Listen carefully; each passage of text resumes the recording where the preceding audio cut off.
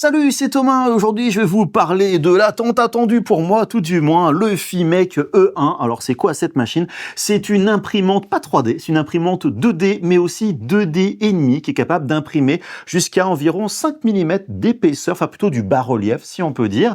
C'est une imprimante UV, ce qui veut dire qu'elle utilise des encres spéciales qui vont être capables de s'appliquer sur quasiment tous les types de matériaux et qui vont être flashées aux UV, donnant une rigidité, une adhérence franchement très importante. En plus, c'est une imprimante qui a, hormis les 4 couleurs classiques de quadrichromie, aussi du blanc. Comme ça permet d'avoir, si votre surface est sombre, d'avoir une couche de blanc pour que les couleurs ressortent énormément dessus. Et par-dessus, si on veut appliquer du vernis, voire faire du vernis sélectif. Ce qui veut dire que ça offre énormément de possibilités. Je vous le dis dès maintenant, et je ne fais que gratter le vernis de la machine dans cette vidéo. Excusez-moi du jeu de mots, vu que je parlais du vernis il y a quelques instants, parce qu'on peut faire énormément de choses et à chaque fois je me dis qu'est-ce que je vais faire là-dessus, mais ça, enfin bref, il faut que je m'arrête. Ce qui veut dire qu'il y aura une deuxième vidéo dans pas très longtemps, plutôt orientée sur les accessoires principaux, c'est-à-dire l'axe rotatif, parce que je ne montre rien dans cette vidéo, mais aussi autour de l'outil pour faire tout ce qui va concerner les stickers, pour appliquer, enfin plutôt pour transférer vos impressions sur tout type de forme, pas forcément plane, comme vous allez voir dans la vidéo d'aujourd'hui. Sinon, pour des raisons purement de transparence, la machine m'était envoyée par Eufimec, mais il faut savoir que je l'avais acheté à l'origine sur Kickstarter. Je m'étais même arrêté sur le bord de l'autoroute le jour du lancement, à l'heure du lancement, pour faire ma petite commande, pour être dans les premiers. Puis bon, en fait, ils m'ont contacté en parallèle. Bref, on s'est arrangé. J'ai donc reçu la machine. Voilà, mais vous avez mon avis comme d'habitude, parce que vous allez voir qu'à la fin, j'ai du pour et j'ai du contre. Vous allez voir de toute façon au fur et à mesure de la vidéo. Et je vous dirai aussi un peu plus dans la conclusion des petits trucs et astuces à savoir à prendre en considération et surtout parler business, parce qu'on est sur une machine quand même orientée avant tout pour les gens qui veulent quand même vendre un peu leur création. Et puis sinon, comme d'hab, vous avez les commentaires, posez-moi vos questions, partagez-moi votre avis, parce que je sais que les gens ont commencé en France à recevoir la machine depuis quelques temps aussi. Qu'est-ce que vous en pensez? Qu'est-ce que vous faites avec? Ou surtout, qu'est-ce que vous aimeriez faire avec si vous n'utilisez pas la machine? Et puis tant que vous êtes, vous lâchez un like et vous vous abonnez à la chaîne. Allez, on commence par l'unboxing. Franchement, il n'y a rien de compliqué. Ça, dans un quand même très gros carton, je vous le cache pas, on découvre un petit peu ce quoi est capable la machine. Et surtout, vous voyez deux accessoires, je vous mentionne il y a quelques instants, qu'on verra donc dans une autre vidéo. Alors, n'essayez pas de décoller le carton, c'est tout à fait débile. Et oui, il y a des poignées sur le côté pour tout ouvrir facilement. On déballe la machine qui pèse quand même son petit poids, je vous le cache pas. Après, il y a vraiment rien de compliqué. Donc, il suffit simplement d'enlever la feuille qui est sur le dessus, qui vous indique un petit peu ce qu'il y a dans la boîte, tout simplement. Vous regardez à l'intérieur, vous enlevez petit carton, etc. Vous suivez les étapes. Il faut simplement installer le filtre à charbon actif qui se trouve derrière un petit capot aimanté. Vous avez un petit connecteur Ethernet, ce qui est franchement assez rare pour le souligner, le connecteur d'alimentation et donc bien sûr le bouton pour allumer la machine et à peu de choses près, on est prêt à l'emploi. En fait, non, ce qui manque, c'est les encres. Vous remarquez ici, vous avez donc 6 cartouches, la quadrichromie classique, le vernis sélectif et donc la cartouche de blanc, mais aussi une cartouche en plus qui sert au système de nettoyage. J'en parlerai un peu au fur et à mesure. Des cartouches qui font 100 ml. Alors c'est pareil, c'est un peu dommage, 100 ml, vous allez voir, c'est vite, juste par rapport à ce genre de machine. L'insertion des cartouches, c'est simple, on les clipse tout simplement, on appuie, ça se rentre, enfin vraiment, il n'y a aucune difficulté, c'est très bien franchement pensé comme genre de machine. Bien sûr, sur le côté, on enlève les petits bouchons, on insère la cartouche de nettoyage et à peu de choses près, au niveau du matériel, c'est bon. Vous n'avez plus qu'à connecter l'application mobile avec la machine, le petit QR code, et vous avez droit au toute la mise en place avec déjà petits bugs, des éléments d'animation qui sont manquants, ce qui est un petit peu dommage.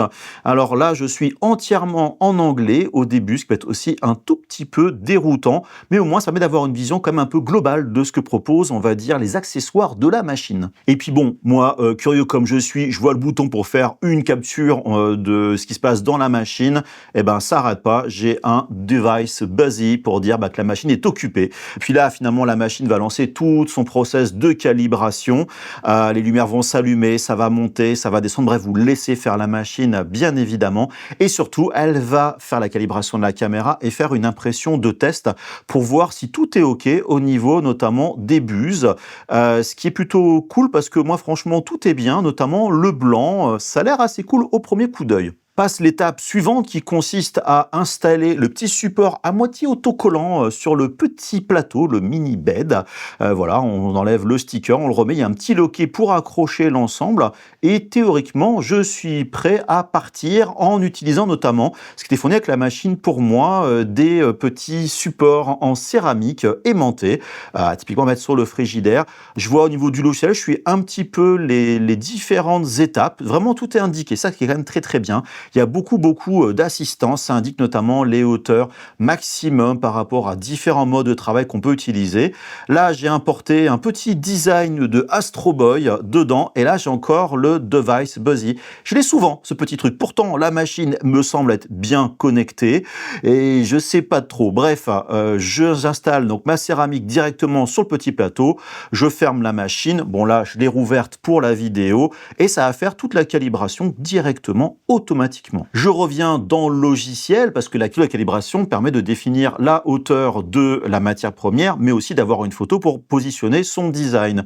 Donc là, je mets plus ou moins mon design. On peut zoomer tout, des fonctions assez classiques par rapport au logiciel de création, on va dire 2D standard. On peut voir un peu les options, la haute qualité, basse qualité.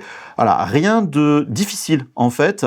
Si vous êtes habitué à des logiciels laser par exemple, des logiciels de création 2D, des slicers, d'imprimantes 3D, ce sera relativement simple. Et surtout, on peut choisir les types de couleurs. Par exemple, je voudrais que sur cette céramique, que de la couleur. Bah oui, pas besoin de blanc, le fond est blanc, donc pas besoin d'utiliser ça pour de la couleur inutile, bouffer du blanc pour rien. Donc là, il me dit il y a un peu de translucidité détectée, ça veut dire que j'ai peut-être quelques pixels légèrement transparents ici et là, mais bon, c'est pas grave, de toute façon, c'est du blanc en dessous. Je lance l'impression, là il me dit bah, appuie sur le petit bouton physique de la machine, il n'y a qu'un seul bouton sur la machine, j'appuie dessus et ça va lancer directement l'impression. Et là, vous le voyez, on voit donc la tête qui se déplace. Alors bien sûr, il y a des passages en accéléré pour montrer le processus. On peut voir l'évolution directement dans le logiciel et à la fin, on se retrouve avec un petit résumé pour dire la quantité de, de résine, d'encre qui a été utilisée, voilà, pour chaque encre, ce qui est quand même assez utile pour vos statistiques. Vous remarquez, pour quelque chose comme ça qui est très simple, il n'y a pas de blanc, bah, il y a une consommation de couleur qui est franchement relativement réduite. Mon impression est terminée, je la regarde, j'avoue que je suis relativement content. Elle n'a rien d'extraordinaire, mais j'ai imprimé sur de la céramique et ça, par contre, pour moi, c'est extraordinaire. Et puis, tant que j'étais dans la céramique, je me suis dit, je vais faire d'autres choses. Une photo donc de mon chat, ma petite Neko. Vous allez beaucoup la voir donc dans ce test-là. Que voilà, une photo qu'a pris mon fils au téléphone. Je l'ai importée directement. Vous remarquez, j'ai mis du papier derrière pour protéger simplement le lit. Là, je choisis mes différentes options. Je lance l'impression. Et puis, bah, c'est pas mal, mais c'est un peu terne, c'est pas terrible. Je me suis dit, bah allez, j'en fais une autre. Là, je reprends mon chat qui dort sur mon clavier, ma pauvre Moumoun, qui vient de fêter ses 20 ans. J'importe donc l'image dans le logiciel. Même principe, sauf que là, je vais tenter l'impression en relief.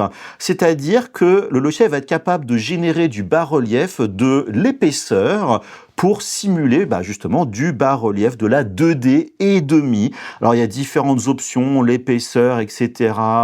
Essayer d'économiser un petit peu d'encre pour en fait enlever de l'encre inutile à certains endroits. Parce qu'en fait c'est plein de couches d'encre qui vont se mettre les unes par-dessus les autres. Donc ça a forcément consommé beaucoup d'encre. Et là, je lance l'impression, et au niveau du résultat, j'ai bien le bas-relief, mais j'ai des couleurs qui sont quand même un peu dégueulasses, honnêtement. Et donc je relance une impression de test pour voir ce qui se passe. Et là, au niveau du noir, j'ai quelques bustes qui sont un petit peu bouchés, mais surtout, j'ai quasiment plus de blanc. Le blanc, c'est à moitié bouché. Il faut savoir qu'entre ces impressions, j'ai laissé quelques jours, on va dire, un petit peu passer. Voilà, un peu étonné. Donc vous avez tout un outil qui permet de lancer justement ces impressions de test, et en fonction des résultats, de faire des systèmes de nettoyage, le nettoyage flash, le nettoyage propre et le nettoyage en profondeur, si on peut dire, qui bien sûr vont consommer en fonction du type de nettoyage, plus ou moins d'encre et de produits de nettoyage. Donc attention à ça. Donc faut pas hésiter à lancer, je dirais, tous ces procédés-là. La machine va le faire. Là, je relance finalement une autre impression après ces nettoyages. Et là, je me retrouve à quelque chose de quand même vachement plus sympa. Et là, je continue toujours dans mes céramiques avec un petit design de alien noir inspiré de Star Wars version dessin animé années, on va dire 90.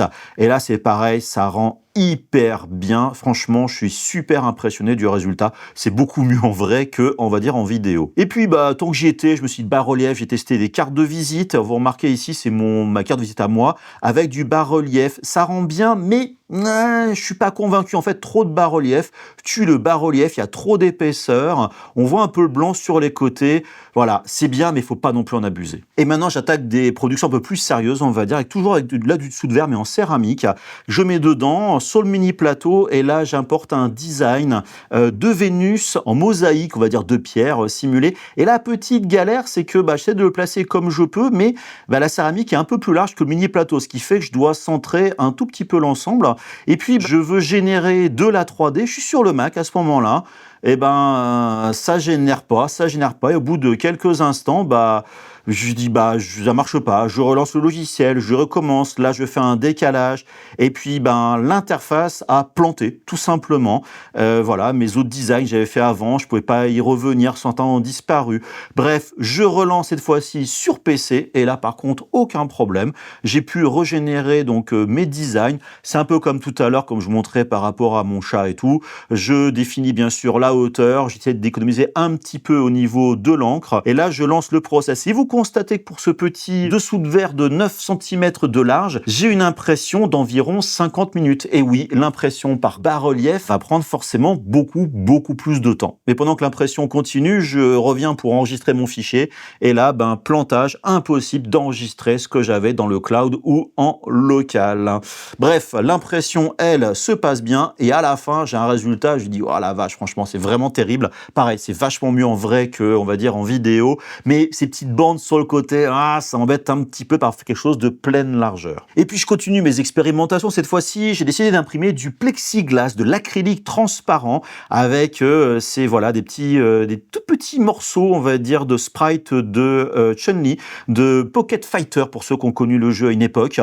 Voilà, version Super SD. Et là, je choisis par contre dans le process différent la couleur et après le blanc, en fait, c'est-à-dire pas le blanc d'abord, mais la couleur, histoire que je puisse voir par transparence donc mon design par la suite.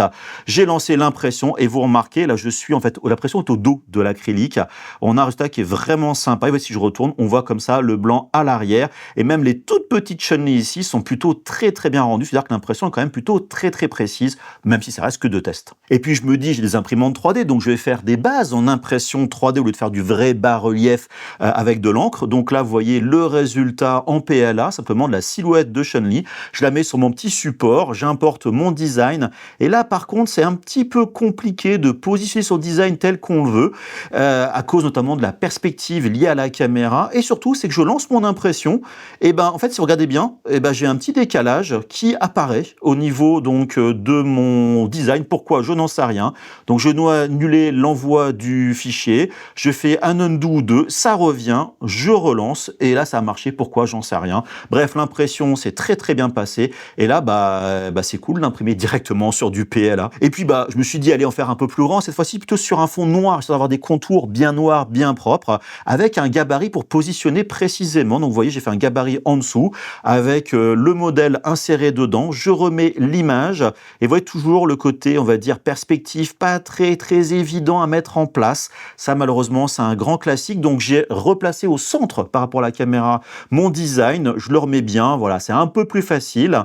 Et puis, comme tout à l'heure, tout simplement, le même process d'impression en plat, mais j'augmente un petit peu le nombre de couches blanches en dessous pour être sûr qu'il n'y ait vraiment aucune trace par rapport au noir. Voilà, donc ça, c'est plutôt pour améliorer, on va dire, la qualité. Et l'impression, c'est très bien passé. Et là, j'ai une Chun-Li qui est vraiment cool, directement sur mon impression en PLA, je précise, pour les gens un peu plus experts. J'ai utilisé la fonction d'ironing sur le dessus pour avoir une couche la plus plate possible au niveau de mon impression 3D. Et puis là, vous voyez les deux petits côte-côte, franchement, c'est vraiment génial. Mais je vous cache pas que j'étais un peu frustré de ce petit lit un peu limite, donc j'ai installé le grand plateau.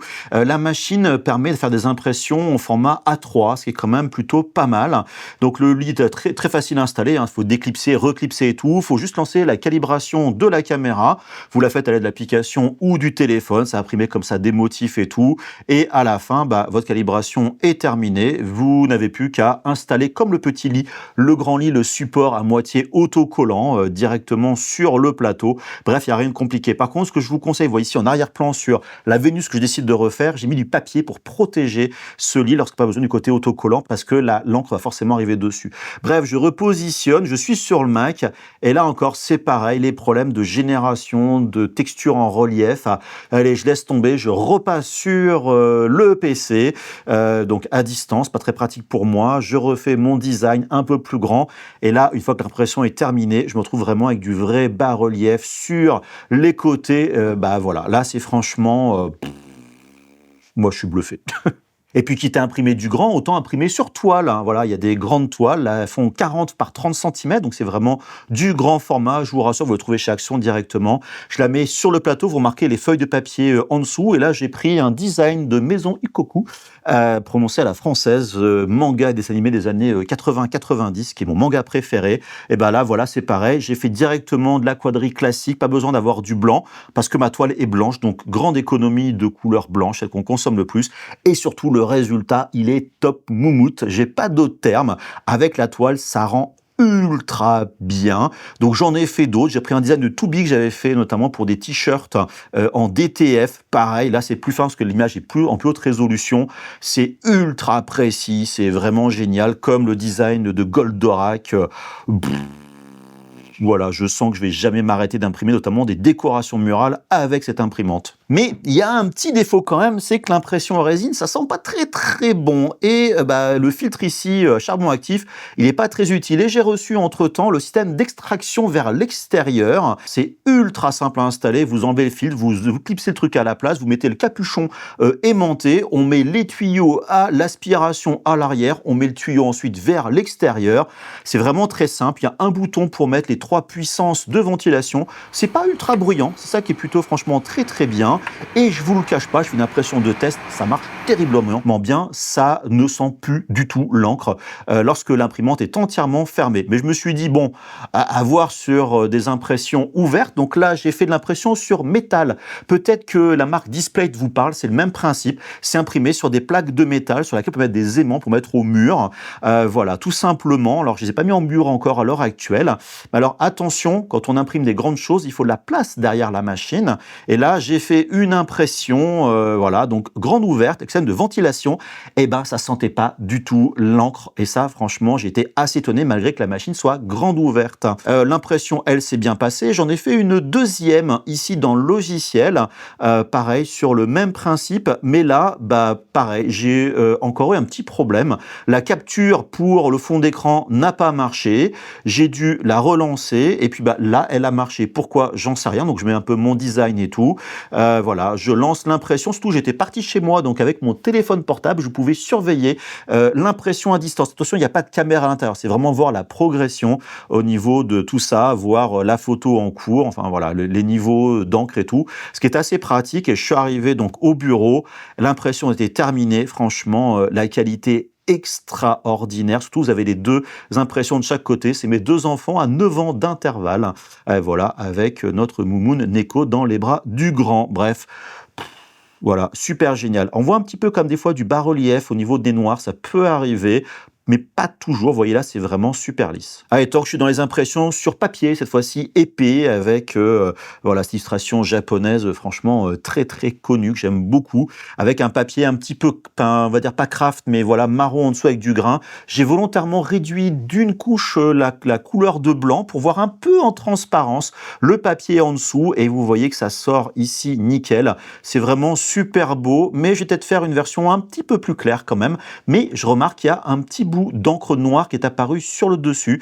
Un peu dommage. Et là, je repasse au bas-relief avec ce design de Crystal Dragon, qui est un patch, on va dire, de la guilde d'exploration des donjons, voilà, qui a été générique de l'IA, je ne vous le cache pas, avec de la transparence, un beau contour noir, mais il y a le problème de faire la map de profondeur. Là, vous voyez, j'ai une solution de map que j'ai générée moi-même. Il y a des outils, par exemple, comme Sculpt OK, qui marchent très bien. Je vous ai mis le lien directement en description. Voilà, donc j'ai l'image, la map comme ça qui est générée. Il y a pas mal de... Alors, c'est un truc qui est payant, payant bien sûr, mais vous avez une solution par exemple sur Maker World qui propose aussi des outils pour créer des maps un peu moins bonne qualité, mais ça peut très bien faire l'affaire. Bref, j'ai mon design et là, j'ai importé moi-même ma map d'élévation. J'ai pas utilisé ce que propose le logiciel. Et c'est bien qu'il propose les deux. Et là, comme ça, j'ai une map que je peux contrôler, une texture, voilà, en niveau de gris pour avoir vraiment un super résultat. Et là, je dois faire mon snapshot. Et là, il me dit, la machine est occupée. Je dis, je comprends pas. Non, elle reste à rien faire. Je rappuie, ça recommence. Je vais voir la machine en elle-même. Non, elle est en attente. Elle n'est pas marquée comme occupée. Je reviens. Et là, c'est bon, ça marche. Et au passage, je voulais vous dire que la prise de photos et l'évaluation de la hauteur des objets, on va dire, à imprimer prend quand même du temps, 2 minutes 53. C'est quand même pas rien, j'avoue. C'est quand même un petit peu long à chaque fois. Donc maintenant, il n'y a plus qu'à mettre le design que je vais imprimer sur de l'ardoise sur laquelle j'ai appliqué du vernis brillant au préalable. Donc voilà, je lance l'impression et ce que vous voyez pas au niveau de l'écran, c'est que j'ai dû arrêter en urgence l'impression. Et là, j'arrivais pas à l'arrêter. Pourquoi? Parce que l'évaluation de l'élévation de la hauteur de ma matière première a mal été faite, donc ça a tapé tout simplement dans la machine lorsque c'est rentré. J'ai essayé d'arrêter comme ça en urgence. Ça a mis un petit peu de temps à arrêter, ce qui m'a un petit peu inquiété. La raison est simple, c'est que mon ardoise est sur des petits pieds surélevés et le laser qui fait l'évaluation a dû passer en dessous et pas au-dessus. Bref, mauvaise évaluation. C'est pour ça que j'ai mis mon support directement en PLA pour bloquer finalement un peu le passage. Et là, j'ai relancé le système, il n'y a pas eu de problème. J'ai lancé l'impression, aucun souci là-dessus. Et vous voyez le résultat, il est délirant. Ça rend déjà super bien sur l'ardoise. Du fait que j'ai préparé ma texture d'élévation avant, avec les contours en prenant bien en compte les reliefs, j'ai des reliefs très très contrôlés, avec l'angle sur les formes, c'est extraordinaire. Alors oui, l'impression a pris un petit peu de temps, ça a bouffé de l'encre, mais il y a un effet waouh de délire. Si vous voulez faire du business avec ça, vous avez quelque chose que vous trouvez nulle part ailleurs. Et franchement, ça, c'est vraiment super top. Alors, vous le savez peut-être, pour ceux qui suivent ma chaîne, mais je suis parti d'un club de tir à l'arc et je m'occupe des médailles du club. Souvent, je grave au laser. Et je me suis dit, tiens, je vais essayer de les imprimer. Alors, j'ai pu changer dans le logiciel, par exemple, la couleur d'un élément, etc. Mais voilà. Est-ce que ça va imprimer directement sur du métal? Eh ben oui, ça a marché. Alors, mon résultat, il n'est pas top. Il faudra peut-être que je vois un petit peu les différentes solutions, les tailles et tout, mais ça a marché et je m'y attendais pas vraiment. Donc, ça m'offre pas mal de perspectives. Et maintenant, je vais faire un petit point plutôt autour du côté, on va dire, contenu. Il faut savoir que Filmec propose sa propre plateforme. Vous arrivez dans le logiciel, il y a plein de projets comme ça prêts à l'emploi pour vous lancer, triés par catégorie. Voilà, il y a vraiment pas mal de design différents.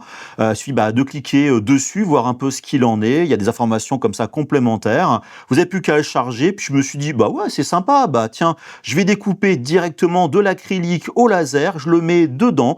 Je lance mon impression et j'ai du vitrail. Voilà, qui a été fait en l'espace de quelques instants.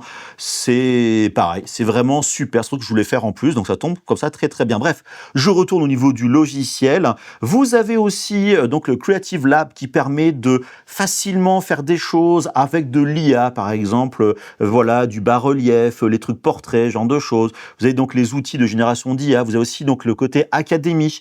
Vous cliquez, donc pour l'instant, il n'y a que l'imprimante ici. Tous ces projets-là vont être expliqués au fur et à mesure pour vous aider. Alors, tout en anglais, malencontreusement, mais il y a quand même une volonté de vous aider à apprendre et à maîtriser la machine. Et ça, voilà, vous savez à quel point pour moi le côté écosystème est quand même très très important au niveau, voilà, de genre de machine. Et au passage, vous avez aussi quand même les crédits. Si vous utilisez beaucoup ces crédits IA, faudra en acheter. Voilà, vous prenez éventuellement un abonnement mensuel à 15 $ par mois pour avoir pas mal de crédits, des choses en plus. Bref, à vous de voir sur ce sujet-là. Bon alors, je sais pas par où commencer pour vous dire le côté positif de ce genre de machine.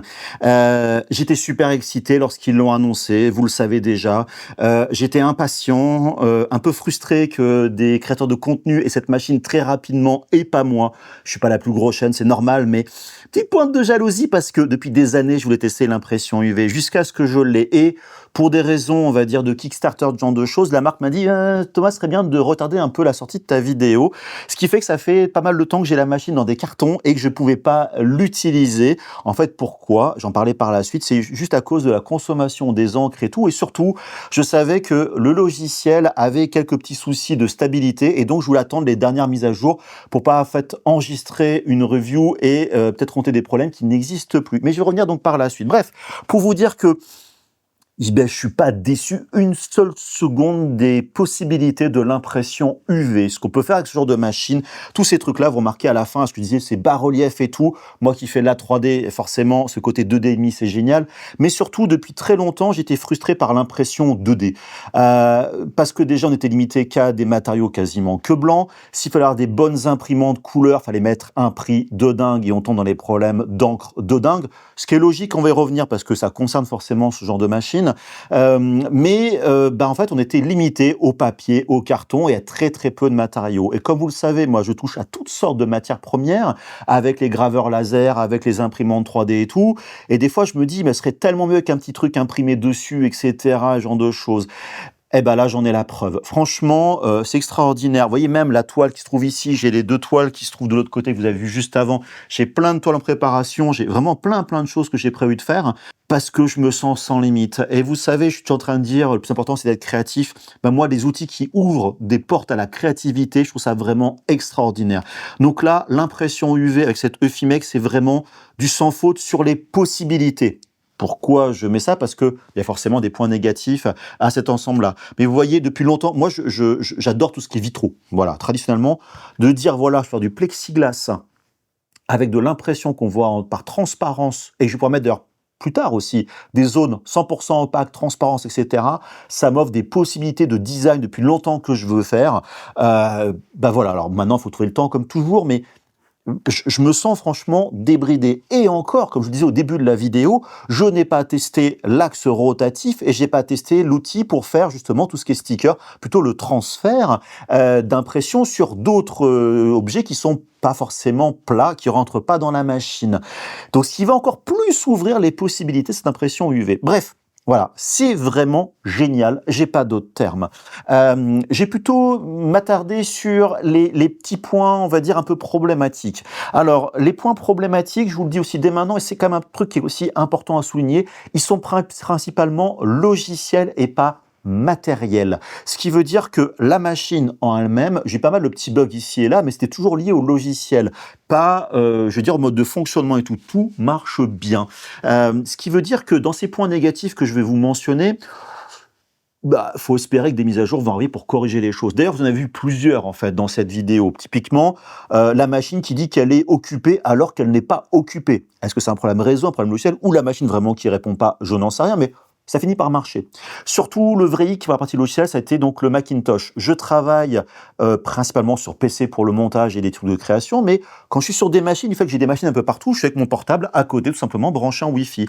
Et ben là, le Mac, j'ai eu que des galères au point où j'ai laissé tomber l'utilisation donc cette machine avec le Mac. C'est pas inutilisable, mais c'est vite compliqué. Du fait que j'ai les deux, j'ai basculé sur le PC. Sauf que là, ça paraît très bien parce que j'ai la machine à côté de moi. En réalité, elle est dans l'autre atelier qui est loin, avec 2 pièces, un couloir, machin.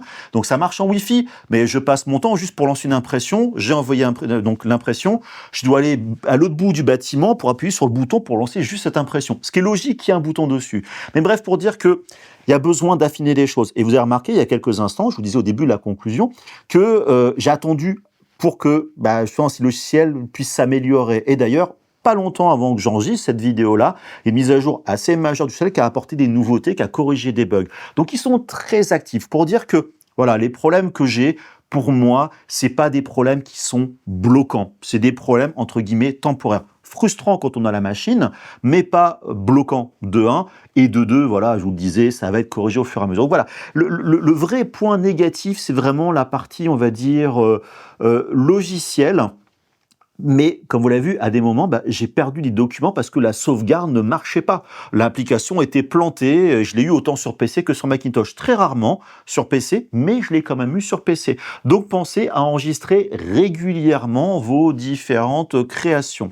Maintenant, au niveau des créations, vous l'avez vu, j'ai injecté pas mal de choses. Il y a des trucs que vous ne voyez pas sur la table ici, mais j'ai quand même pas mal d'impressions diverses et variées. J'ai un paquet de trucs qui sont prévus sur la machine. J'ai mon fils qui est en design, on va dire, dire 2D, plurimédia et tout, qui est en études supérieures, qui vient faire 3 semaines de stage chez papa à partir de demain et donc attend qu'une chose, utiliser la machine, donc elle va tourner à crever. Ce qui veut dire que dans la prochaine vidéo, quand je vais vous parler donc des autres accessoires, je vais forcément faire un petit point complémentaire sur la machine, après encore voilà de l'usage autour de cette EFIMEC. Maintenant, ce que je disais à l'introduction, il y a des points à savoir sur ce genre de machine. Déjà, ça peut être une machine pour passionner, bien évidemment, mais ça a un certain prix. C'est une machine qui est plutôt prévue pour faire de la production et faire du business. Vous savez que je parle des fois d'une autre marque, notamment qui fait des graveurs laser, plutôt haut de gamme. Ouais, c'est cher. Mais oui, mais c'est fait pour des gens qui veulent faire du business. Une machine comme ça, vous devez réfléchir à le retour sur investissement, la rentabilité, le coût des consommables, etc. Parce que oui, vous avez des cartouches de 100 ml qui sont quand même un petit peu cher quand même hein, pour du 100 ml. D'ailleurs, 100 ml, c'est gigantesque par rapport aux imprimantes, on va dire, classiques jet d'encre. Bah non, pas tant que ça. Je précise dès maintenant, j'ai eu l'information et je peux vous la partager. Il travaille, qui va sortir à peu près d'ici 3-4 mois, une solution avec des cartouches beaucoup plus grandes qui devrait réduire de moitié, c'est ce qu'ils m'ont dit, 50%, le prix quand même des consommables, ce qui n'est quand même pas rien. Bref, pour dire qu'ils ont conscience de ça, mais on est sur des encres spécifiques, des encres propriétaires. Alors ça, les gens n'aiment pas trop. Des gens essaient de magouiller pour faire des trous, des machins, etc. Attention, déjà parce que les encres UV ont une validité dans le temps qui est quand même relativement courte.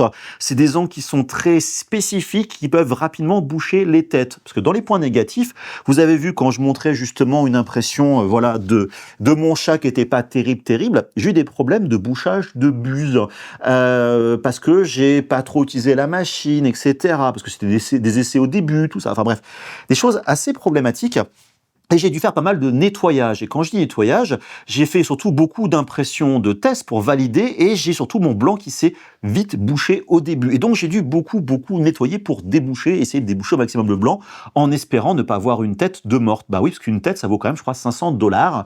Donc c'est quand même un certain budget. Bref, pour dire que ce problème a été résolu, mais la gestion de l'encre est quelque chose qui est assez sensible. Et je ne suis pas étonné, j'ai une imprimante DTF pour le tissu, vous avez peut-être vu le test sur la chaîne, c'est exactement la même chose. La gestion du blanc est une vraie problématique. Ce que je veux dire par tout ça, c'est que ces genres de machines, si vous achetez une machine comme ça, c'est pour l'utiliser. C'est pas pour faire une impression et puis on l'oublie, et puis je la rallume, je fais une impression, et puis voilà. En fait, il faut avoir une stratégie, c'est-à-dire soit j'utilise quasiment tous les jours, tous les 2 jours maximum, quitte à faire une petite impression de test de pas grand-chose, mais histoire de faire cycler l'encre, etc., et donc éviter que les buses se bouchent, je vais y arriver, ou alors, la machine, vous la mettez en, on va dire, en cycle profond, c'est-à-dire qu'elle va mettre les encres vont être enlevées de la tête et les têtes vont être mises dans un système d'humidification pendant une certaine durée. Parce que ces systèmes-là, ça consomme du liquide de nettoyage, mais ça consomme aussi de l'encre qui doit rentrer, partir, circuler, ce genre de choses. Donc tous ces cycles de nettoyage vont augmenter votre consommation d'encre. Et au prix de l'encre, c'est un peu problématique. Donc voilà, soit vous en faites très régulièrement pour pas tomber dans ces cycles de nettoyage consommateurs d'encre, ou alors, vous planifiez par avance vos impressions. Moi, c'est plutôt ce que je vais faire parce que je peux pas imprimer tous les jours, mais il y a plein de trucs que je veux faire, donc je vais préparer tous mes fichiers et puis tout d'un coup, je vais faire par exemple 15 impressions comme ça à la queue leu et puis je vais arrêter, je vais mettre la machine en cycle, on va dire de protection, ça peut dire sur du long terme et puis 15 jours plus tard, 3 semaines plus tard, 1 mois plus tard, je vais refaire mes impressions. Donc c'est ma stratégie, mais pensez à ça. Donc ça, c'est un point important pour la consommation, donc autant du liquide de nettoyage que des encres. Et tant que je suis sur les encres, on peut en consommer énormément. Et là, j'ai eu un petit retour à droite à gauche, gens qui disent « Ouais, je comprends pas, je fais 3 impressions, j'ai déjà plus d'encre blanche en particulier. » Ou alors de vernis. Et oui, parce que l'encre blanche et le vernis sont utilisés pour faire tout ce qui est bas-relief. Les couches qui vont s'accumuler pour faire l'épaisseur, c'est principalement du blanc et du vernis. Oui, mais là, on se rend pas compte. Alors, c'est une petite surface, mais il y a du volume, c'est plus que de la surface. Et le blanc, à moins d'avoir des surfaces blanches, mais on va l'appliquer systématiquement sur quasiment toutes vos impressions avant de mettre de la couleur. Donc c'est pour ça que je disais au début de la vidéo de vous entraîner notamment sur les céramiques blanches ou alors des toiles blanches comme ça. Vous n'allez pas consommer d'encre blanche du fait que votre surface est blanche en dessous. Mais si vous commencez à faire du bas-relief, ce qui est très tentant, moi j'ai commencé à des premiers prints que j'ai fait, voilà, mon chat, etc., que ça soit ici, mais j'ai fait très attention à ma consommation de blanc. Ce qui veut dire que si j'ai des grandes surfaces à faire, je vais quand même y réfléchir avant. Mais ça, c'est pareil.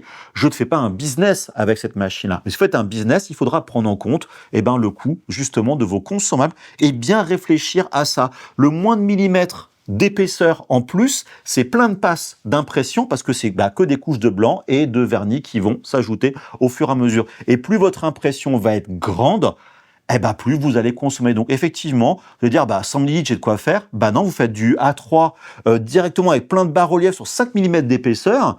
Vous allez peut-être bouffer 40, 50, 60, 70 ml d'encre sur une surface comme ça. Il faut vraiment penser volume et pas juste à plat. Donc c'est logique. Frustrant, je vous l'accorde, parce que moi j'aurais bien des résines, des réservoirs d'1 litre de résine. Mon imprimante DTF, j'ai des réservoirs de d'un demi-litre quasiment, d'un demi-litre dedans pour les encres. Donc c'est quand même une sacrée différence. Bref, voilà, c'était le petit point que je voulais vous dire par rapport à tout ça. Donc voilà pour cette Eufimec, cette E1, j'en suis, je vous dis, ultra ravi. Il y a des petits défauts, mais qui m'empêchent pas du tout de l'utiliser. Un peu de frustration ici et là, mais c'est pas très grave par rapport à ce que ça apporte à côté en possibilité. Je vais revenir sur cette machine donc par la suite avec ces accessoires que je suis sûr que vous allez adorer, bien évidemment. En tout cas, vous avez en description de la vidéo tous les liens, etc., notamment les liens affiliés si vous voulez acheter la machine ou les accessoires ou quoi que ce soit, ça aide la chaîne. Vous cliquez dessus, ça change rien pour vous, mais ça m'aide à manger tout simplement, acheter les consommables et ce genre de choses. Vous avez bien sûr les commentaires, vous avez des questions, donc profitez-en. Vous avez bien sûr le like, l'abonnement, vous avez les réseaux sociaux, en particulier TikTok et Instagram. N'oubliez pas le fil sur Instagram.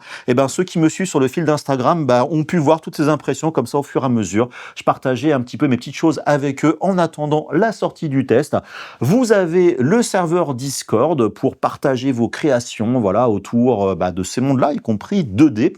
Et puis, moi surtout, je vous dis à très bientôt pour d'autres vidéos autour de ce monde créatif, car n'oubliez pas, le plus important, justement, c'est d'être créatif. Allez, des gros bisous. Bye bye.